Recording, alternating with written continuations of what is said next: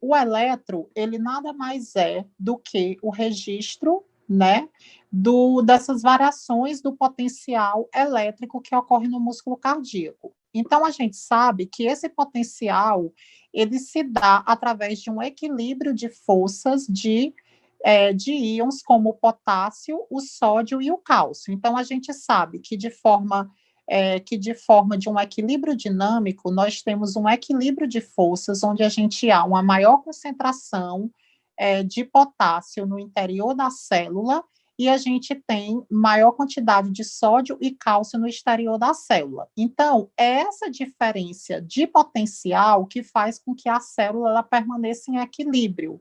E durante o impulso, vai haver uma modificação desse processo de fluxo de sódio para dentro da célula e saída de potássio, que vai dar origem aos fenômenos de despolarização, que é graças ao potencial da despolarização que o impulso conduz o impulso elétrico, e a repolarização, que já é a fase de negativação com repouso da célula.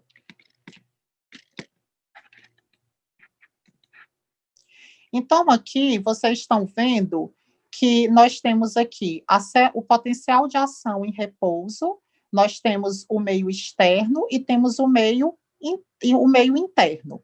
No potencial de repouso, na célula em repouso, nós temos uma maior concentração de potássio dentro da célula e uma maior concentração de sódio no meio externo.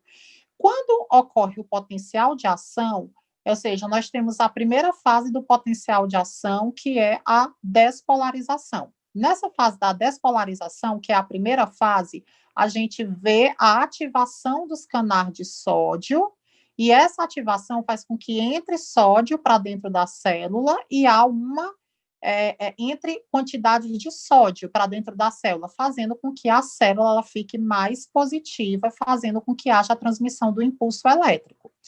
Depois dessa fase, a gente entra numa fase de repolarização. Nessa fase, começa-se a sair potássio para fora da célula e a célula ela começa novamente a entrar num mecanismo de negativação, que é uma fase de relaxamento, de repouso da célula, até iniciar novamente o novo potencial de ação.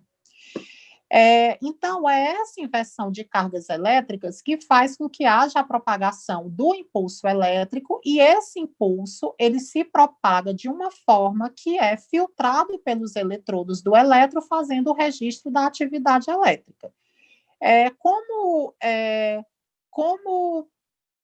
Para conhecimento, o eletro ele foi desenvolvido em 1903, né, por William Stouven, que é um médico holandês que ele recebeu o Prêmio Nobel em 1964, sendo que o eletrocardiograma, logo ele se aperfeiçoou ao longo do tempo, mas o eletrocardiograma, depois do seu surgimento, ele possibilitou o conhecimento e o aprofundamento sobre diversas patologias da cardiologia, como o caso da cardiopatia isquêmica e as arritmias, as tão temidas arritmias. Então, ao longo do tempo, o eletro ele se tornou um dos exames de maior fama nos prontos-socorros, nas emergências, nos ambulatórios, e consolidou-se, apesar da grande dificuldade de interpretação que muitos profissionais têm a ter em relação ao exame, é um exame de grande aceitação e de grande importância na prática clínica. Então, assim, eu trouxe uma foto para vocês verem como era o eletro, ou seja, o primeiro eletro, né? E ao longo do tempo, esse eletro ele foi se aprimorando e foi se transformando no eletro convencional de hoje. Então, assim, para vocês entenderem um pouco do que ocorre no sistema de condução cardíaco, vocês podem observar que nós temos o nó sinusal, né, que é o marcapasso, que a gente chama o marcapasso natural do coração. Esse nó sinusal, ele se localiza no átrio direito. O impulso, ele se origina através dessas células do nó sinusal, elas vão para o nó átrio ventricular, Esse nó atrioventricular, através dos feixes de His, ele leva o impulso através dos ramos dos feixes de His, que acabam desembarcando na rede de Purkinje, que banha a região do músculo cardíaco. Então, a gente tem o impulso que se propaga nessa direção. E a gente vai ver mais adiante que tudo que interfere nesse processo de interrupção do fluxo é que a gente vai ter as características dos bloqueios, que são sinais de alerta, que devem chamar a atenção de vocês, principalmente como sinal de alerta que pode levar à instabilidade dos pacientes. Então, aqui nós temos o sistema de condução, o nó sinoatrial, o impulso sai, vai para o nó atrioventricular, vem pelo feixe de His, que banha pelo ramo direito e o ramo esquerdo. Lembrando que a interrupção do impulso nesse sistema de condução é que vai levar às conhecidas bradiarritmias, que vou citar mais à frente, que essas bradiarritmias, elas, além das bradiarritmias, também nós temos os bloqueios divisionais e nós temos os bloqueios de ramo direito e os de ramo esquerdo, que também são alterações que ocorrem nesse sistema de condução. Para entrar na parte dos sinais de alerta, só para vocês revisarem de forma básica, nós temos aqui um traçado de um eletro de 12 derivações. É importante vocês saberem o que é que significa. Na fase do curso de medicina, a gente começa a se deparar e a gente fica muito assustado com os traçados do eletro, mas é interessante vocês verem que no eletro nós temos a onda P, né, que é a primeira onda que a gente vê aqui do impulso. Essa onda P, ela corresponde justamente à despolarização dos átrios. Então, assim, o átrio, ele despolariza, ou seja, ele envia o impulso. Então, aqui é a atividade atrial. Depois da onda P, nós temos o intervalo PR, que vai desde a onda P até a primeira onda, que forma o complexo QRS, e esse intervalo PR, ele compreende o tempo entre o início da despolarização dos átrios e dos ventrículos. Então, é o tempo que o átrio ele manda o impulso para os ventrículos. O complexo QRS, ele representa a contração dos ventrículos, né? Lembrando que o QRS nem sempre ele vem nesse formato de QRS, ou seja, geralmente a gente também pode ter complexos que são somente QS, que isso são características mais aprofundadas, mas basicamente o complexo QRS é formado inicialmente por essas três ondas, que posteriormente vocês vão ver mais adiante.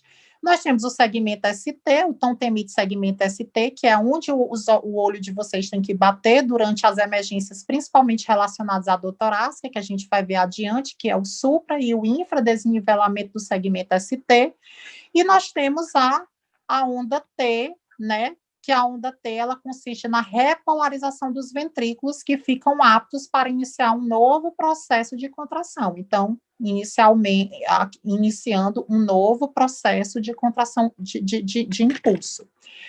Aqui nós temos o eletro. É interessante vocês verem, com certeza vocês já se depararam com o eletro, né? O eletro, ele é esse exame de 12 derivações. Nós temos, no caso, o plano frontal, que esse plano frontal ele é representado pela... Deixa eu ver aqui.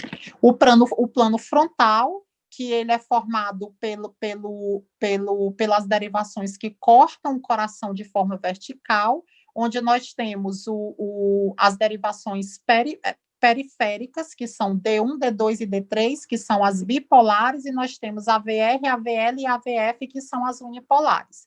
E nós temos de V1 a V6, que é o plano horizontal, que são as derivações precordiais. É interessante vocês reconhecerem que a gente tem o hábito, principalmente, de dizer, por que o ritmo é sinusal? O ritmo é sinusal, muitas pessoas falam porque tem onda P. Mas, assim, isso não é suficiente para você dizer que esse ritmo é sinusal. Então, assim, é importante, quando você pega um eletro na emergência, a primeira coisa é você analisar esse traçado de acordo com uma sequência lógica de interpretação. Se você pegar esse eletro e você pular fases de interpretação, você aumenta e muito o risco de fazer uma interpretação errada. Então, a primeira coisa, você tem que ver a identificação do paciente. Por incrível que pareça, existem muitos erros de identificação de pacientes. É interessante você ver se a calibragem do eletro está correta. É interessante você checar os dados, o biotipo do paciente, ou seja, ocorrem muitos erros quando você faz interpretações de eletro sem levar em conta a idade e sem levar em conta o biotipo do paciente, isso é muito comum. E você analisar os traçados desde a onda P até o QRS, até os segmentos, até a onda T. Então, assim, você saber se esse ritmo é sinusal, se ele é regular, como calcular a frequência cardíaca. Então, tudo isso é fundamental para você fazer uma interpretação do eletro. Então, assim, saber se tem onda P em D1 e onda P em AVF, entendeu? Se essa onda P, se ela procede um QRS, se ela tem uma morfologia semelhante, sem alteração. Então, tudo isso é fundamental para você interpretar o eletro. Então, assim, o eletro, ele é indicado, ou seja, ele é indicado em praticamente todos os serviços que nós estamos aptos a trabalhar. CTI, unidade móvel, atividades esportivas, UTI, PSF, home care. Então, assim, o exame, ele é indicado como parte fundamental para você fazer uma análise, pelo menos preliminar, de doenças cardíacas, em especial as arritmias cardíacas. O eletro, ele também é útil para o diagnóstico de infarto agudo do miocárdio, sendo exames de escolha na emergência, associado com a história clínica e associado com a dosagem de enzimas cardíacas. Então, assim, aí eu trouxe para vocês algumas situações rotineiras onde nós indicamos o eletro, em exames admissionais, demissionais, em exames de aptidão física, em exames pré-operatórios, em investigação de queixas, como dor no peito, desmaios, descompasso cardíaco, investigação de dor torácica. E o eletro, ele é um exame que a gente também precisa associar com a clínica do paciente e associar muitas vezes com outros exames mais complexos do coração, como é o caso da ergometria, do Holter e do ecocardiograma transtorácico. Então, assim, o eletro, ele é um dos exames que mais se destacam na urgência de pronto-socorros. Então, assim, existem muitas situações no pronto-socorro que nos levam a solicitar um eletro no pronto-socorro, principalmente queixas de dor no peito, dispneia, palpitações, desmaios. Então, são sintomas que não dá para você não solicitar um eletro no pronto-socorro. E, assim, esse eletro, ele nos ajuda no diagnóstico de várias emergências médicas, como infarto, arritmia, distúrbios de condução, e muitas dessas patologias são urgências que podem levar a um internamento imediato em terapias avançadas. Então, assim, já que eu passei algumas informações em relação ao conhecimento do eletro, vamos ao objetivo principal da aula, que são os sinais de alerta nas emergências. Então, assim, eu separei para vocês as principais alterações que são mais rotineiras e que mais chamam a atenção de vocês como futuros profissionais que vão trabalhar em emergência. Então, assim, em primeiro lugar, síndrome coronariana aguda. Não dá para você enfrentar um plantão de emergência sem você ter uma noção de como fazer um diagnóstico de síndrome coronariana aguda. Então, você precisa ter uma noção básica de eletro em relação à síndrome coronariana aguda. Outras manifestações são as arritmias cardíacas, bradiarritmias e taquiarritmias, distúrbios hidroeletrolíticos, TEP, que apesar do TEP ser um diagnóstico extremamente clínico, mas nós temos alterações que chamam a atenção no eletro, pericardite, síndrome de Brugada, que não é tão comum, mas eu achei interessante trazer para vocês conhecerem essa síndrome, que por incrível que pareça, apesar dela ser bem rara, ela acontece, ou seja, eu terminei residência já faz 6 meses, né, eletrofisiologia, mas assim, por incrível que pareça, nesse intervalo eu já peguei síndrome de Brugada, então é interessante vocês saberem que existe esse conhecimento, que existe essa patologia, QT longo e QT curto. Então, assim, entrando em síndrome coronariana, então as síndromes coronarianas, elas podem causar várias manifestações eletrocardiográficas, principalmente relacionadas com a repolarização ventricular, em relação ao segmento ST, em relação à onda T. Então, assim, paciente chegou com dor torácica, primeira coisa que vocês têm que saber é fazer uma história rápida, mas uma história imprescindível. Então, você tem que saber caracterizar aquela dor do paciente, se é uma dor, se é uma angina ou se não é. Porque o que a gente vê? Muitas vezes os pacientes chegam no pronto-socorro ansiosos, achando que estão infartando, mas assim, a dor torácica é uma dor que melhora com dipirona, que melhora com um anti-inflamatório, com um relaxante muscular, então assim, não tem características de uma dor torácica, de uma dor torácica isquêmica. Então, você tem que filtrar a história. O diagnóstico de angina não é somente eletrocardiográfico, o diagnóstico de angina é um diagnóstico clínico. Então, você precisa fazer o diagnóstico clínico. Então, uma dor em aperto, com irradiação para o braço, com irradiação para a região cervical, que piorou com o esforço, que piorou com a ansiedade e que melhorou, por exemplo, com o uso de nitrato. Então, isso é uma angina típica. Então, então você tem, bater o olho. Então, eu tenho que me preocupar com esse paciente, fazer o eletro em no máximo 5 minutos. Se o eletro não vier alterações, isso quer dizer que o paciente pode não estar tendo uma síndrome coronariana? Não, entendeu? A gente também tem, dentro do grupo de síndromes coronarianas, nós temos, no caso, o infarto sem supra e a angina instável, que são manifestações que, teoricamente, podem se manifestar sem alteração de eletro. Nem sempre vocês vão ter o supra de ST, que é o infarto com supra.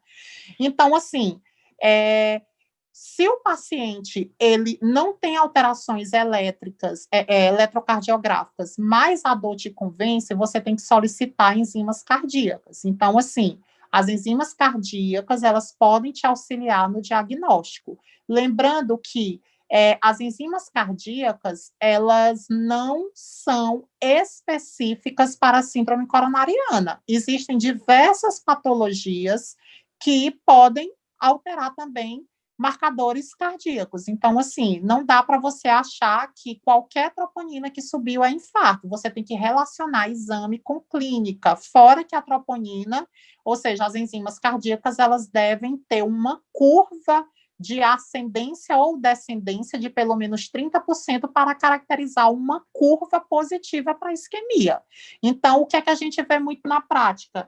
Pacientes que fazem uma dor torácica atípica, mas elas estão, teoricamente, às vezes, infectadas, a troponina não é específica, ela sobe também em processos de sepse, em processos de AVC, em processos de DPOC, então ela sobe e aí a pessoa fica encucada achando que é infarto e não é. A troponina, ela não é especificamente para infarto, que fique isso bem claro. Então, assim, o diagnóstico é clínico, portanto, vocês devem ficar atentos à história clínica do paciente. Então, a história é fundamental. Se a história te convencer, mesmo que o eletro esteja normal, você deve prosseguir com investigação para a síndrome coronariana aguda. Então, assim, é interessante ver também que nem todo supra de ST é isquêmico. A gente tem outras patologias na cardiologia que podem se manifestar como com supra de ST. Então, assim, eu trouxe para vocês aí várias patologias dentro da cardiologia que podem se manifestar com supra de ST. Além do infarto, que é o principal, nós podemos ter pericardite, miocardite, bloqueio de ramo esquerdo, sobrecarga ventricular esquerda, repolarização precoce. A repolarização precoce ela dá um aspecto, ela dá uma falsa sensação de supra.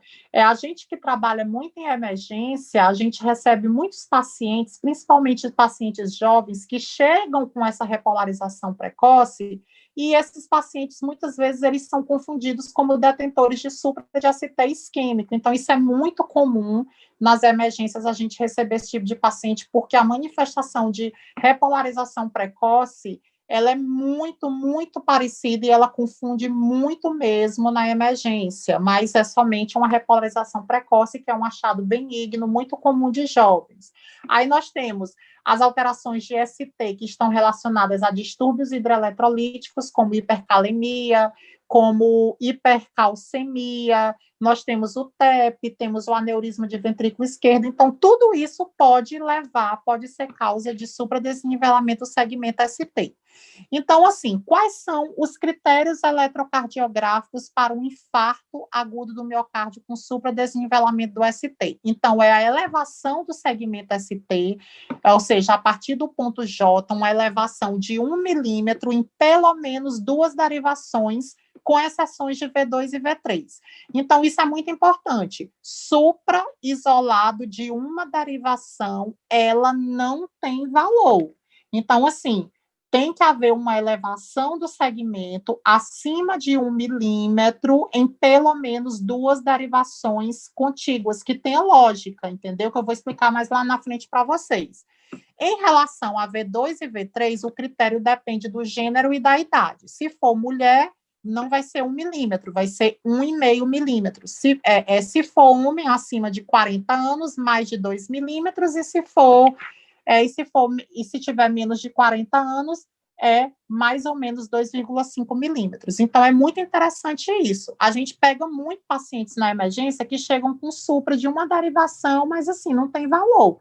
Então, assim, você tem que ter pelo menos 2 derivações que se correlacionam. Por exemplo, D2, D3 e AVF, que são derivações de parede inferior. Então, isso sim tem uma lógica para você pensar num acometimento de infarto inferior, que pode ter uma lesão, principalmente em coronária direita.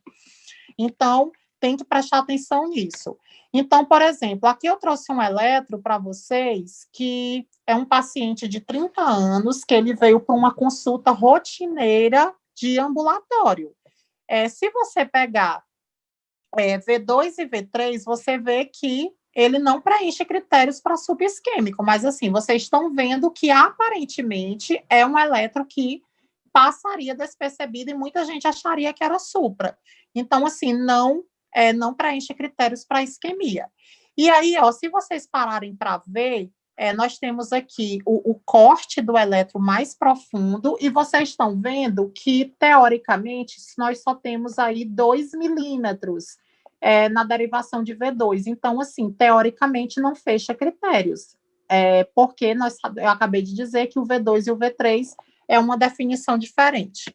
Então, assim, outra coisa interessante que eu trouxe para vocês, porque eu acho interessante passar uma mensagem para vocês, eu acho que vocês já conheceram essa questão do supra feliz e do supra triste, que o supra feliz, que tem essa concavidade para cima, geralmente é causas benignas, e o supra triste, geralmente pensar em AM. Isso não é obrigatoriamente uma verdade, mas ajuda muitas vezes, principalmente vocês que estão começando agora.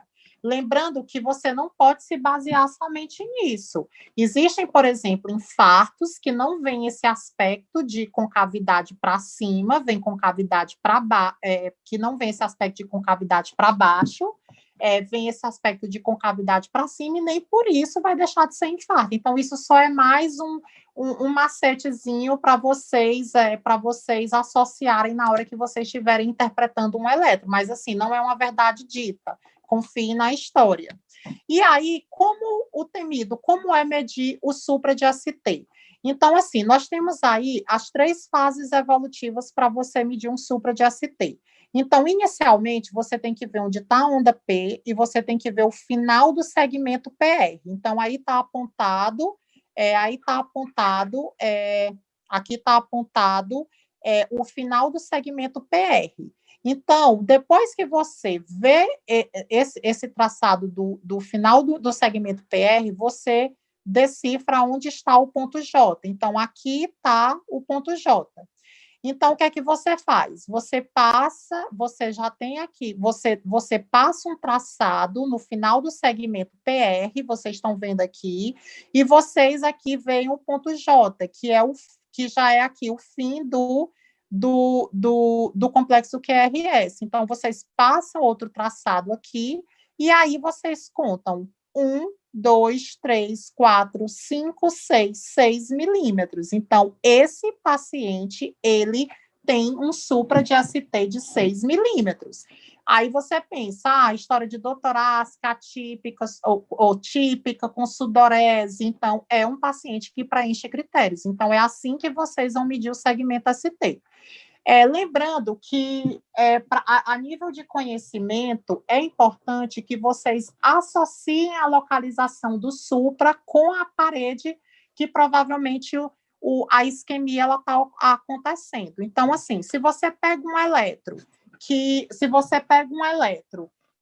nós temos um supra de D2, D3 e AVF. Então, assim, são 3 derivações que elas se correlacionam e geralmente elas estão relacionadas com a parede inferior. Então, você já pensa, provavelmente é um infarto inferior e provavelmente a lesão é em coronária direita, que é a artéria que irriga principalmente a parte inferior do coração.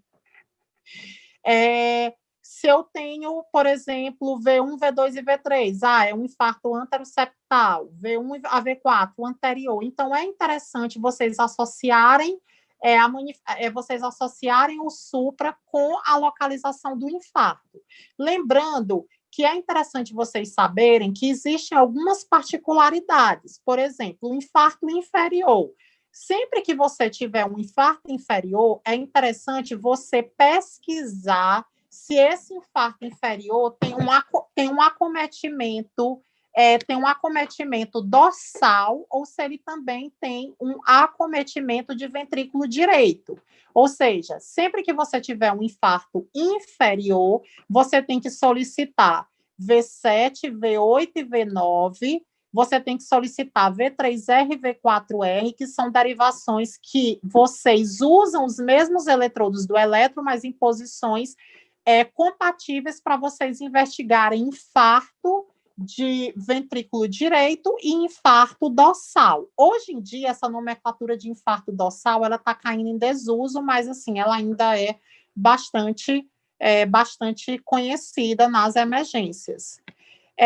Outras alterações também em relação à síndrome coronariana que vocês devem se preocupar na emergência são as que causam as principais causas de infradesnivelamento do segmento ST. Então, vocês estão vendo aqui que há um infra nessas derivações horizontais, ou seja, há um infra, e esse infra, associado com uma história clínica positiva, merece investigação para síndrome coronariana aguda com infra de ST. Então, vocês também, essas alterações do segmento ST são compatíveis com achado de isquemia. Então, assim, saindo do segmento ST, existem pacientes que chegam com histórias positivas para infarto agudo do miocárdio, mas não apresentam alterações propriamente ditas no segmento, que chegam com alterações principalmente na onda T. Então, assim, como diferenciar, como caracterizar uma alteração da onda T como isquêmica ou não? Por exemplo, se a gente vê esse exemplo, nós estamos vendo que não há supra de ST, não tem um supra de ST, não tem um infra de ST, mas nós temos uma inversão de onda T. Se esse paciente ele chega com uma história sugestiva de infarto e essa onda T, ela está invertida, a inversão da onda T, a negativação da onda T, ela é uma característica que pode sugerir isquemia. Mas como eu vou saber, João, que essa onda T, ela tem características isquêmicas? Você vai para a história e para a simetria da onda T. Se eu tenho uma onda T que ela está negativa de forma assimétrica, como é esse caso, ó, a porção descendente e ascendente está assimétrica, isso é uma onda T que é sugestiva de processo isquêmico. É diferente, por exemplo, dessa onda T, que ela tem uma característica assimétrica. Se você parar para ver, há uma assimetria das porções que formam a onda T. Essa onda T assimétrica, ela é muito comum, principalmente em pacientes com miocardiopatia. Ou seja, vocês vão se deparar com muitos pacientes que apresentam alterações da onda T, mas que não são necessariamente alterações isquêmicas, são alterações por miocardiopatia, ou seja, pacientes com insuficiência cardíaca. Então, assim, geralmente essa alteração de onda T delas é uma onda T assimétrica e geralmente não é compatível com achados isquêmicos. É interessante ver que, além da assimetria da onda T, diferentemente da simetria, que leva uma inversão com simetria, que leva a um achado positivo para a isquemia, geralmente nós temos, por exemplo, nós temos associação dessas ondas T assimétricas com outras alterações de doenças estruturais no eletro, como sobrecarga de ventrículo esquerdo, sobrecarga de átrio esquerdo, e aí que vocês têm que saber todos aqueles critérios de Cornell, os critérios de Sokolov, que são critérios que são utilizados na prática para a gente detectar se esse paciente tem sobrecarga. Geralmente tem associação, assim como o padrão strain, que é aquele padrão em V5 e V6 de inversão de onda T, geralmente assimétrica e oposta à polarização do QRS.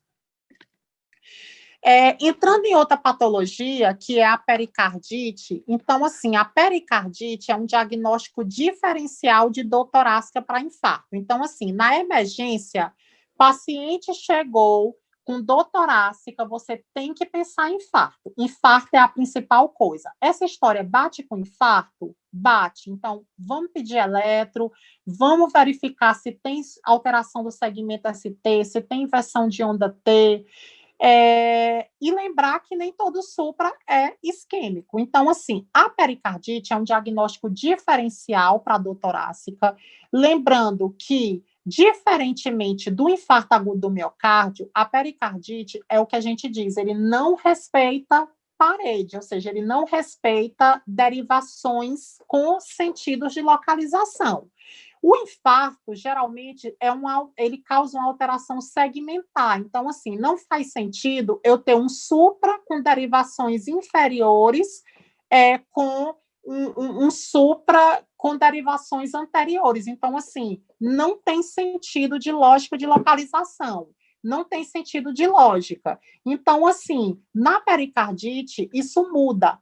Os supras que aparecem no eletro da pericardite são supras difusos, fora que nós temos uma taquicardia sinusal, que é uma frequência acima de 100, e nós temos também um infradesnivelamento do segmento PR.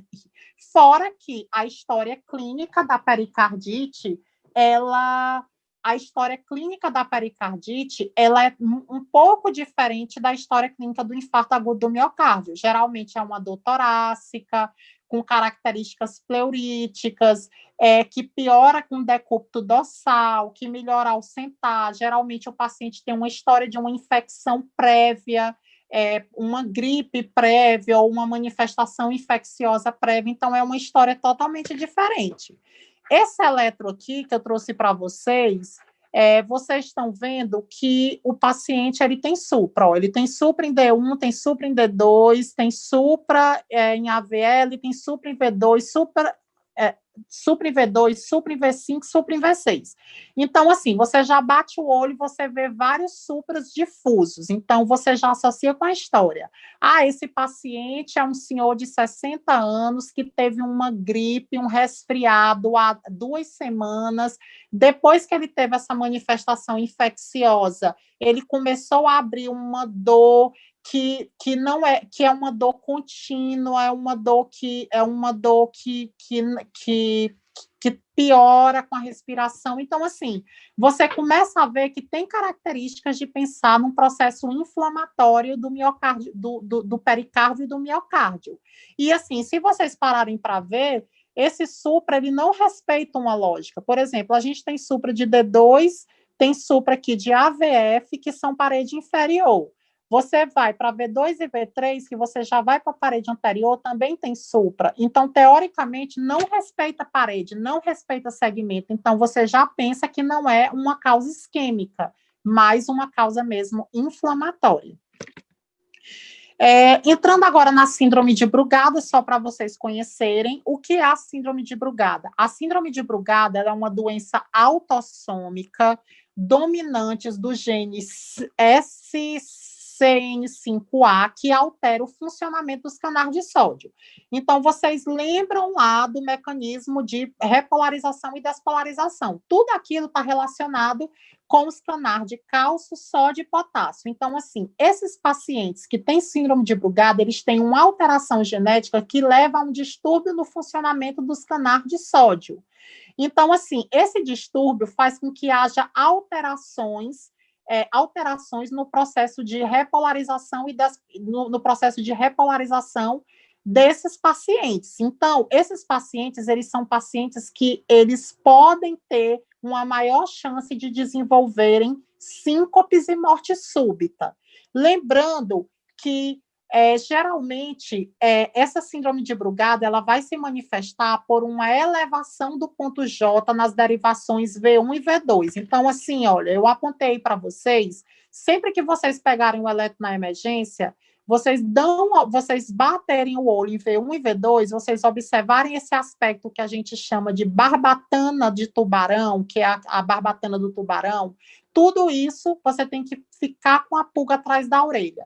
É um diagnóstico muito difícil, mas que associado a uma história clínica significativa, tendo esse padrão sugestivo, é um paciente que ele merece ser investigado. A síndrome de Brugada, ela é responsável por morte súbita, ou seja, por morte súbita muito comum, e esse paciente ele merece ser investigado para se iniciar principalmente profilaxias com implante de CDI ou até mesmo com o uso de beta-bloqueadores. Então, é um paciente que tem que passar por testes. A gente tem o teste da angimalina, que são pacientes que merecem ser estudados para evitar o evento fatal, que é o evento da morte súbita. Outros achados também que vocês devem se preocupar na emergências que levam a alterações eletrocardiográficas são os distúrbios hidroeletrolíticos. Então, assim, na emergência chega aquele paciente que diz, doutor, eu estou vomitando, eu estou me sentindo muito mal, eu tomo para pressão o enalapril, que é um IECA, que é um retentor de potássio, e aí você pensa fosforila e nunca lembra do potássio, por exemplo.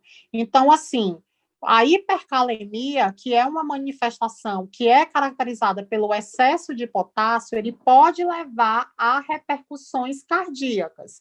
Então, assim, sempre bater o olho em alterações elétricas que levam, que são causadas por distúrbios hidroeletrolíticos. No caso do potássio, essas alterações elas vão ser principalmente na onda T. Então, assim, vocês vão ver aqui esses achados da hipercalemia. Então, aqui nós temos o eletro normal, né, PQRS-T. Então, assim, a depender da quantidade de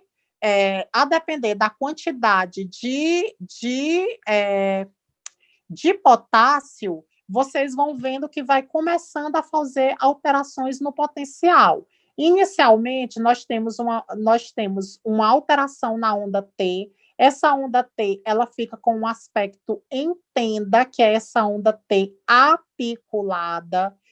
E ao longo que vai havendo a progressão do aumento do potássio, nós vamos tendo um alargamento do QRS até se transformar no ritmo sinusoidal. Essas alterações da hipercalemia, a gente acha que não é muito comum, mas é muito comum em pronto-socorro. E, geralmente, esses pacientes, eles já chegam com alterações tão bruscas devido à hipercalemia, que esses pacientes, eles já chegam com algumas arritmias fatais. Então, é muito importante vocês baterem o olho nessas alterações que são sugestivas da hipercalemia. Aqui nós temos um eletro, ó, vocês estão vendo a onda T, vocês estão vendo aí a onda T em tenda, que é essa onda T bem apiculada, geralmente há um alargamento do QRS, então tudo isso é sugestivo de hipercalemia. Entrando agora na parte de TEP, só rapidamente para vocês entenderem, TEP é um diagnóstico também clínico, é aquele paciente que tem uma dispneia, uma falta de ar súbita, não é uma falta de ar gradual, é uma dispneia súbita. Geralmente tem alguns elementos na história que nos fazem pensar em TEP, como, por exemplo, uma cirurgia recente, uma fratura recente, uma história de TVP, de trombose venosa profunda recente. E aí esse paciente, ele chega com dessaturação, chega muitas vezes com uma queixa de dor torácica também pleurítica, e aí a gente pede para rodar um eletro.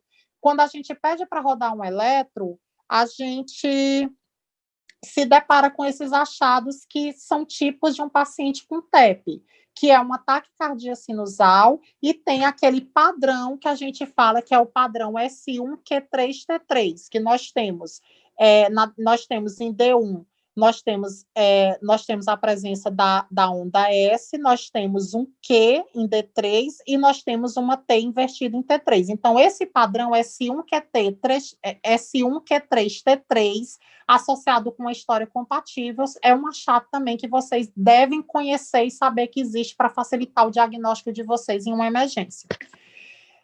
Entrando agora na parte de QT longo e QT curto, além do segmento QRS e da onda T, o segmento QT, o intervalo QT, que é medido do início do complexo QRS ao final da onda T, ele deve ser analisado por vocês no pronto-socorro.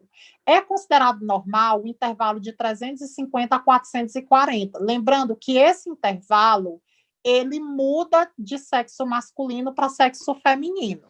Então, assim, nós, arritmologistas, a gente usa principalmente duas fórmulas, que é a fórmula de Bazet ou de Fredericia. Tem outras fórmulas também, a depender da frequência cardíaca, para a gente calcular esse intervalo QT. Essa questão do intervalo QT, ele anda muito polêmico agora nessa época de Covid, devido à questão do uso da cloroquina, que leva ao alargamento do intervalo QT. Então, assim, está muito polêmico esse assunto na atualidade. Mas, assim, o que vocês precisam saber é que existem algumas medicações que elas realmente aumentam o intervalo QT, entendeu? Que é o que a gente chama de QT adquirido. Existem algumas síndromes genéticas que levam à alteração do QT de forma congênita, mas, assim, geralmente, vocês precisam entender que existem algumas medicações, como, por exemplo, alguns antiarrítmicos, como a miodarona, alguns antipsicóticos, alguns elementos que levam a essa alteração do intervalo QT, tanto para alongar como o QT curto, que é um encurtamento desse intervalo QT. Então, assim, vocês têm que saber que existem fórmulas, que são as fórmulas de Bazet e de Fredericia, por exemplo, mas, assim, você pode perceber visualmente, num pronto-socorro, ali rapidamente, se esse intervalo QT ele está aumentado. Então, o que é que você faz? Geralmente, você pega o intervalo entre dois complexos, você pega o intervalo RR, que é o intervalo entre esses dois batimentos, você divide na metade, em um meio, e você observa se a onda T ela está antes ou se ela ultrapassa essa divisão. Então, assim, esse macete que eu trago para vocês é uma forma de visivelmente vocês verem se esse QT está alongado ou não. Então, assim, se você parar para ver, esse primeiro traçado em cima aqui, ele não é um QT normal, ou seja, você está vendo que o intervalo ele não passa da linha que você colocou entre o meio do intervalo. Já o de baixo, você vê que ele passa. Então, opa, provavelmente está alargado. Então, a primeira coisa que eu tenho que pensar é perguntar para o paciente quais são as medicações que você usa, você checar se esse paciente tem algum motivo para alongar esse QT. Nós temos aqui, por exemplo, um eletro que mostra, ó, vocês estão vendo aqui em V4 e V5, vocês estão vendo nitidamente que o traçado ele está alongado, né? O QT ele tá largo. E esse QT largo ele é importantíssimo vocês saberem que ele tá largado, porque ele pode predispor o desenvolvimento de arritmias malignas, como é o caso do Torsades Point. Então, assim, nós temos aqui um paciente que ele vem fazendo QT longo, TT longo, até ele sustentar uma arritmia, né? E pode até levar à morte súbita do paciente. Aqui nós temos o QT curto, vocês estão vendo ó, claramente que esse intervalo QT está muito precoce. A gente pensa que é muito difícil a gente pegar, mas eu também já peguei pacientes assim em emergência, pacientes jovens com esse QT curto, que também a primeira manifestação pode ser o desenvolvimento de arritmias malignas. Vocês estão vendo claramente que esse intervalo está mais precoce do que ele deveria estar, ou seja, um QT curto. Entrando na parte das arritmias, que é a parte preferida que eu acho, mas assim, é o susto de muita gente na emergência, mas assim, o que é que vocês precisam saber como futuros médicos que vão trabalhar na emergência? Primeira coisa, vocês precisam pegar um eletro e saber caracterizar uma bradicardia. Então, assim, o que é uma bradicardia? Bradicardia é um paciente que chega no pronto-socorro com um eletro que tem uma frequência cardíaca menor do que 50. Geralmente, essas bradicardias, elas se dividem em dois grupos. Elas podem ser por alterações do nó sinusal ou pode ser por alterações do nó atrioventricular. Essas alterações do nó AV, elas causam os chamados bloqueios atrioventriculares. Então, assim, dentro das bradiarritmias, vocês precisam saber no pronto-socorro reconhecer, por exemplo, o que é um BAV de primeiro grau. Então, o BAV de primeiro grau, como é esse primeiro exemplo, vocês vão ver um alargamento do intervalo PR. Ele está acima de 200 milissegundos, ou seja, ele tem mais de 5 quadradinhos. Então, vocês estão vendo que a P ela tem um intervalo PR bem alargado que caracteriza o BAV de primeiro grau. O BAV de primeiro grau, geralmente, ele é benigno, né? Geralmente, ele não causa manifestações clínicas no paciente, e geralmente você descobre que o paciente tem em eletros rotineiros, ambulatoriais, aquele paciente que, por exemplo, faz uso de beta-bloqueador, e geralmente são benignos, você precisa ficar fazendo controle, avaliando, mas geralmente não são sintomáticos. Nós temos o BAV de segundo grau, que dentro dos BAVs de segundo grau, nós temos o Morbit 1 e o Morbit 2. O BAVs de segundo grau, o Morbit 1, geralmente ele também é benigno. No caso, nós vamos ter, vocês estão vendo que nós temos um alargamento do PR e depois ele bloqueia. Então, o PR, ele alarga, alarga, alarga até bloquear. É diferente do MOFST 2, que nós temos um alargamento, que nós não temos esse processo de alarga, alarga e bloqueia. Ou seja, o bloqueio ele é mais súbito. Lembrando que esse BAV de MOFST tipo 2, ele é mais preocupante do que o tipo 1. Então, assim, nós temos aqui o MOFST tipo 1, vocês estão vendo, ó, nós temos uma P, aí nós temos uma P que ela se distancia mais, ou seja, o PR ele vai se alargando até bloquear. Então, alarga o PR e bloqueia. O MOFST tipo 2 não há esse alargamento, não há esse alargamento tão bonitinho como o do MOFST tipo 1. Então, ele alarga, mas ó, de forma súbita, ele bloqueia. E nós temos o 2 para 1, que nós temos a presença de duas ondas P, vocês estão vendo, para cada QRS. Então, assim, É importante vocês saberem quando um paciente está em bradicardia, caracterizar essa bradicardia, porque a depender da clínica, se esse paciente ele tiver instável ou com uma bradicardia sintomática, esses pacientes eles precisam que o serviço de cardiologia seja acionado para que se passe o marca-passo para que esse paciente ele não entre em instabilidade. Aí nós temos o BAVT, né, que é a dissociação total do ritmo cardíaco. Vocês estão vendo aqui que nós temos várias ondas P, várias ondas P perdidas no traçado, então não tem uma sincronia. Vocês estão vendo várias ondas P que não levam à formação de um QRS. Então, isso é o bloqueio atrioventricular total. É uma patologia muito comum nos prontos-socorros, que geralmente os pacientes eles precisam de uma intervenção rápida com o marca-passo, para que eles não façam um processo de parada cardiorrespiratória. Dentro das taquiarritmias, né, já entrando nas taquiarritmias, é interessante vocês saberem que as taquiarritmias elas podem levar facilmente a um processo de instabilidade do paciente. Dentro das taquiarritmias, eu trouxe uma muito comum, que é a fibrilação atrial. Essa fibrilação atrial, ela é a arritmia mais comum da população, ou seja, vocês vão pegar muito na vida de vocês. Então, assim, a FA, ela é uma arritmia que, se vocês pararem para observar, é uma arritmia irregular. Vocês estão vendo que há um processo de irregularidade do intervalo RR. Então, ele não é regular. Vocês estão vendo que em D2 está totalmente irregular. Esses pacientes com ritmo irregular devem chamar a atenção de vocês no pronto-socorro. Ou seja, geralmente esses pacientes eles não chegam em alta resposta. O que é alta resposta? São os pacientes que estão em FA, mas estão descompensados a um ponto que a frequência cardíaca está muito elevada, que podem levar a um processo de instabilidade nesses pacientes. Mas, assim, esse ritmo está irregular.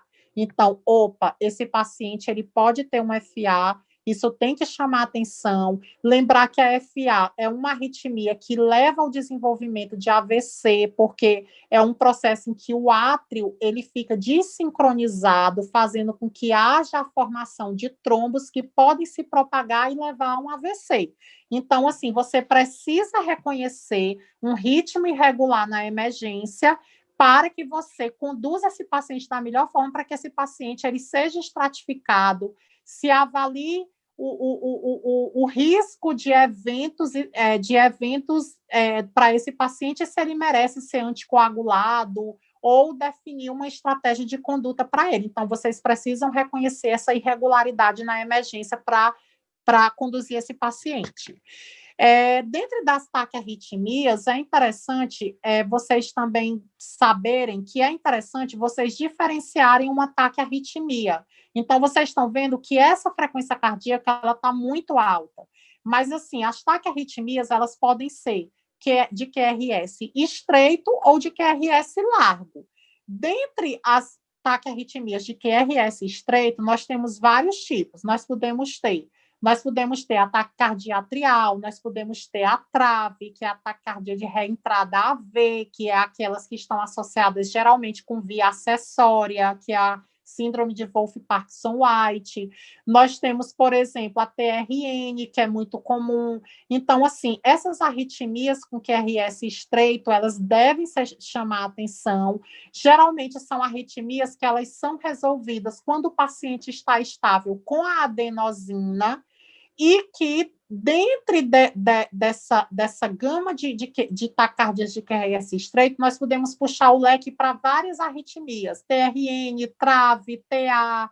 Então, tudo isso deve chamar a atenção e, geralmente, são arritmias que são resolvidas com adenosina. Já as taquiarritmias de QRS largo, são mais preocupantes, geralmente estão associadas com processos isquêmicos e geralmente são as TVs.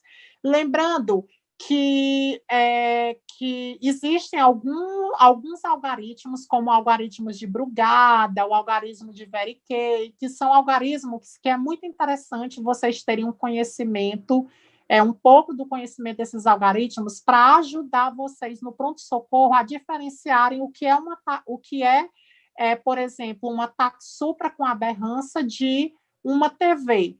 Ou seja, então esses algoritmos eles acabam auxiliando nesse diagnóstico, mas assim, esse diagnóstico ele não é fácil. Muitas vezes se subestimam esses eletros e isso pode levar a efeitos prejudiciais ao paciente. Então, através de Brugada, Verequei, Santos, a gente pode fazer, usando esses algoritmos, diferenciar o que é um ataque à arritmia de QRS largo e QRS estreito. Lembrando que a mensagem que deve ficar para vocês, se vocês estão no pronto-socorro, vocês pegam um eletro vocês olham que tem uma frequência de 150, 200, o QRS está largo, mas você está na dúvida, poxa, é um ataque supra ou é uma TV? Na dúvida, se vocês tiverem dúvida, tratem como TV. Não há o que pensar. Se você fechar o diagnóstico usando os critérios, ótimo. Se você tiver dúvida, não há problema, mas trate como TV. Na dúvida, trate como TV. Outra coisa também, em relação às taquiarritmias, é que vocês precisam saber que taquiarritmias ou taquiarritmias instáveis não tem o que questionar. Não é amiodarona, não é remédio, não postergue, não tenham medo. Taquiarritmias instáveis, falta de ar, dispneia, hipotensão, sinal de baixo débito, taquicardias instáveis é igual a choque. O que a gente vê muito postergar esse choque, fazendo com que isso prejudique o andamento de evolução do paciente. Então, assim, taquiarritmia de complexo QRS largo. É taxupra, é TV? Eu tenho dúvida? Trata como TV. O paciente está instável, está hipotenso, não tenha dúvidas. Choque. Essa é a mensagem que eu acho primordial para vocês levarem para os plantões de vocês. Taquicardia instável igual a choque. Então, obrigado.